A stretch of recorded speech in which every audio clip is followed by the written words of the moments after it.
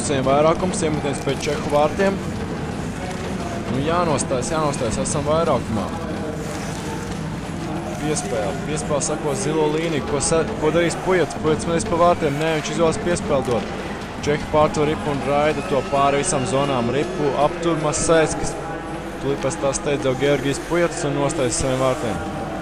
Nu, vēl pusotru minūtu vairākumā jāizmanto. Piespēle Ņižujam, Ņižujs pa kreiso malu dodas uzbrukumā. Meklē, kam atdot piespēli. Burzma.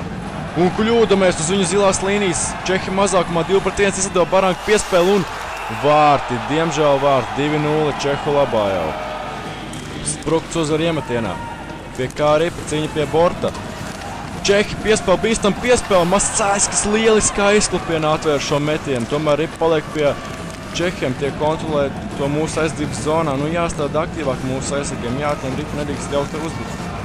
To viņi arī dara, un Ripa tiek izraidīta ārpus mūsu aizsardzības zonas. Tomēr uzbrukums turpinās. Pa labo būs Kaspars Daugaņš apsido vienu, atdot piespēli Spruktam. Sprukts met, un šķiet, ka tas bija vārds Stabiņš, kas liedza mūsiem gūt pirmos vārdus šajā spēlē.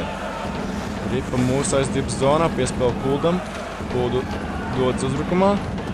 Iemet Ripu Čehu aizsardzības zonā, kas būs pirmais pie Ripas Čehi. Nē, tomēr izstāsta, ka tas Saulietis atdod piespēli Sergejam. Un vārti lielisks metiens Sergejam padodās. 1-2. Šeit varam redzēt situāciju, kur Sprukts meta pa vārtiem. Šķiet, ka Vokons pat nedaudz aizskāra Ripu. Jā, vārds Stabiņš. Liedz mums būt vārdus.